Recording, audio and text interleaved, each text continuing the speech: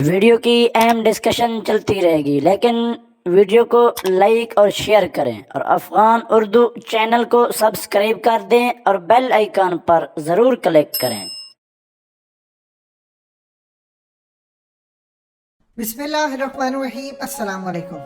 इस वक्त पूरी दुनिया के अंदर जो हंगामी खलबली मची है उसने अमेरिका के ऐवानों में, सीआईए के दफ्तरों में, उनके हेडक्वार्टर्स में, उनके इंडिविजुअल्स में, इवन के सीआईए के चीफ के दिल में खौफ पैदा कर दिया है। पिछले काफी सालों से 2016 से लेकर 2021 आ चुका है, एक मिस्टीरियस हमला होता है अमेरिका के खास तौर पर सीआईए के ऑफिशियल्स के ऊपर, और हकीकत इतना अजीबोगरीब हमला है जिसको इन्होंने हैवाना सिंड्रोम कहा है। आगे चलकर आपको वॉइस भी सुनाएंगे कि असल में किस तरह होती है। जब हमला होता है तो घंटियां बजने लगती हैं कानों में और किस तरह की आवाज। इस वक्त जो सबसे बड़ी खबर है, सबसे बड़ी खबर, कि आप जानते हैं कि सीआईए के चीफ हालिया पाकिस्तान के दौरे पर आए थे।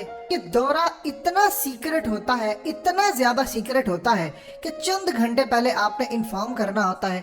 आप सिर्फ मुतलका डिपार्टमेंट को करते हैं और इसके अलावा किसी को नहीं करते। ये एक खास प्रोटोकॉल होता है कि आप किसी से शेयर नहीं करते। अब हुआ यूं है कि इंडिया के अंदर सीआईए के चीफ विलियम बर्न्स पहुंचे, साथ उनके सीआईए के टॉप लेवल के ऑफिशियल्स थे। टॉप ऑफिसर जो हो सकते हैं, जो सीआईए के चीफ के साथ इस अफगानिस्तान के दौरे पर पहुंचे, वो थे।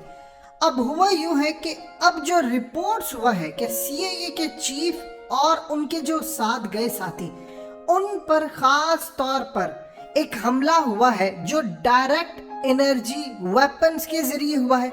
यानी ये वो हमला है जो, याद कीजिए, इंडिया के जो फौजी पहाड़ों पर थे, चोटी पर थे, तो चाइना की खास तौर पर फौज ने, उनके जो इंडिविजुअल्स थे, जो उनके एक्सपर्ट्स थे, उन्होंने हमला किया। और हमला ये था कि माइक्रोवेव एनर्जीज छोड़ी जो जाकर डायरेक्टली उनको लगी। किसी को खांसी आना शुरू हो गई, किसी आंखों में दर्द हो गया, अंधेरा आ गया, किसी को उल्टी आना शुरू हो गई, और सारे के सारे पूरी की पूरी खेप वो छोड़कर चोटी भाग गई। और यूँ चाइना ने वो चोटियों पर जो फिंगर्स हैं उन पर कब्जा किया।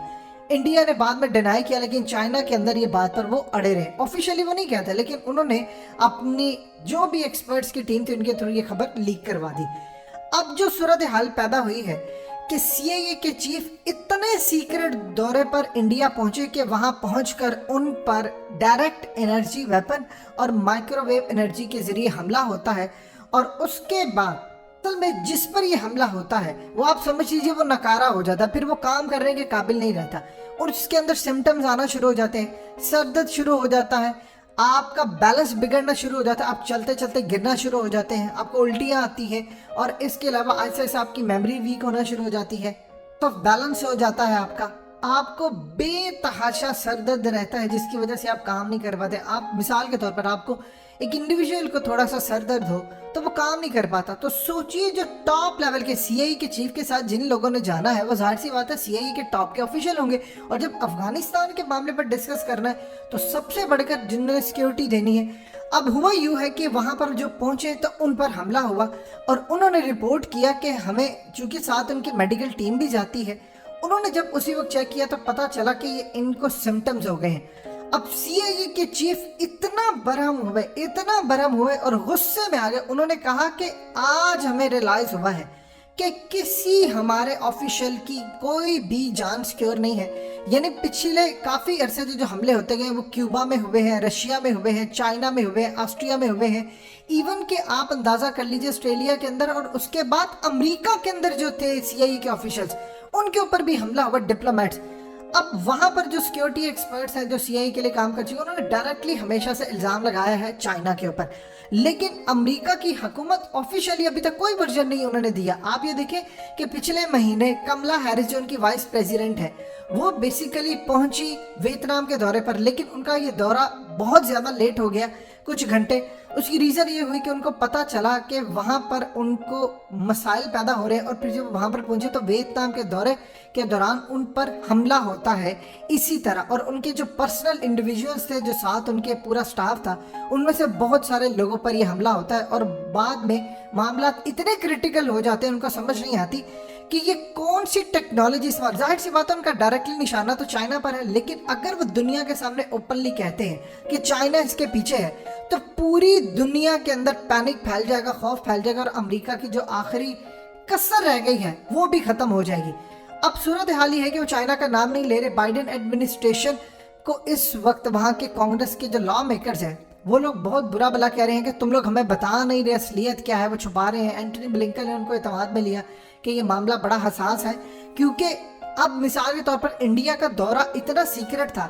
अब ये 2-3 तरह से हमला हो सकता है जो अभी तक उन्होंने कहा। अब उनको समझ नहीं आ रही कि क्या है। जाहिर सी बात है मोबाइल फोन तो यूज नहीं करते। एक तो मोबाइल फोन के जरिए होता है कि वो माइक्रोवेव एनर्जी जो होती है वो मोबाइल फोन के जरिए ट्रांसफर करते हैं और वो आप तक पहुंची है। वो किस तरह करते हैं ये उनका एक ख्याल है। दूसरा वो कहते हैं कि मिसाल के तौर पर सीआईए का चीफ गया है इंडिया के दौरे पर, किस तरह पता चला है इंडिया के दौरे पर जाने का चाइना को या किसी को भी जिन्होंने हमला किया है, ये इतना सीक्रेट है। और उनको कैसे पता चला कि इस वक्त वो इस लोकेशन पर बैठे हैं कि हमला जब हुआ है तो उन्होंने सीआईए के चीफ पर नहीं किया, सीआईए के चीफ के साथ जो लोग हैं बताने के लिए कि वो कितने पावरफुल हैं। तो ये हमला कहाँ से हो सकता है? यानी उनको जिनको हमला करना था उनको पता था डेट, टाइम, लोकेशन, किस जगह पर बैठे हैं, क्या चीज से उन्होंने हमला किया। इसका मतलब है कि चाइना इतने लेवल की टेक्नोलॉजी पर पहुंच चुका है कि वो दुनिया में कहीं भी किसी पर भी इल्जाम लगने से पहले अपना काम कर जाए। अब मिसाल के तौर पर अभी तक चाइना ने जवाब नहीं दिया क्योंकि यूएस ऑफिशियल ने डायरेक्टली चाइना पर इल्जाम नहीं लगाए। उनके जो वॉर वेटरन्स हैं या उनके जो रिटायर्ड हो चुके हैं जर्नैल हैं, सीआईए के लोग हैं, वो डायरेक्टली चाइना पर इल्जाम लगाते हैं। लेकिन जब तक ऑफिशियली कोई यूएस इल्जाम नहीं लगाता तो चाइना उसका जवाब नहीं देगा। अब वो वहां पर हैरान हो रहे हैं कि 300 से ज्यादा इस वक्त केसेस आ चुके हैं और सिर्फ सीआईए के लोगों को, डिप्लोमेट्स को और उनकी हुकूमत के लोगों को टारगेट किया जाता है। ये सोच रहे हैं कि अगर इंडिया के अंदर सूरत हाल ये पैदा हुई है तो इसका मतलब है कि मोदी पर भी हमला हो सकता है, रॉ के चीफ को भी इस तरह मारा भी जा सकता है, आप कुछ नुकसान भी पहुंचा सकते हैं, आप किसी भी बंदे को किसी वक्त भी कर सकते हैं। अगर सीआईए का चीफ इतनी अहम मीटिंग पर, खुफिया दौरे पर बैठा था और उसके दौरान हुआ, इसका मतलब है 7 इंडियन से उनको भी अगर वो टारगेट करना चाहते तो हो सकता था। यानी आप सोच लें आज के बाद इंडियंस और तमाम अमेरिकी दुनिया में जो जहां पर लोग हैं वो इस वक्त अगर ये चाइना पर इल्जाम लगाते हैं तो चाइना के निशाने पर है, या जिस पर भी इल्जाम लगाते हैं तो कोई भी सिक्योर नहीं है। यानी पूरी दुनिया के अंदर उनको ये भी पता है कि वो जा कब रहे हैं। यानी इससे बढ़कर उनकी जासूसी का लेवल क्या होगा कि दुनिया के अंदर अमेरिकी सीआईए का चीफ कहाँ बैठा है, किसके साथ क्या गुफ्तगू हो रही है, वो वहां पर उनके इंडिविजुअल्स को हमला करता है और किसी पर हमला नहीं होता। अमेरिका ने काम यही किया है, जिन्होंने पाकिस्तान में एबटाबाद ऑपरेशन किया था उनको इस काम पर लगा दिया है कि आप लोग फाइंड आउट करेंगे इसके पीछे कौन है। वो समझते हैं कि वो सबसे टॉप लेवल के लोग थे। अब इस वक्त पूरे अमेरिका में खलबली मची है। सीआईए के चीफ को समझ नहीं आ रही मैं कहीं भी दौरा करूंगा ये होगा क्या, और अमेरिकी उसको फाइंड आउट नहीं कर पा रहे। अमेरिका जो चाइना के साथ करना चाहता है, खास तौर पर जो साउथ चाइना सी के अंदर जब लड़ाई होगी चाइना अपने ऐसे ऐसे हथियार देगा। अब इनको समझ आती है कि हमने 27 फरवरी को इनका कंट्रोल टावर से राब्ता किस तरह मुनक़ता किया था कि जहाज हमारे यहाँ पर आया, उसको समझ ही नहीं आ रही थी पायलट को क्या कर रहे हैं, और उस दौरान पाकिस्तान ने उसको कैप्चर कर लिया, नहीं मार दिया।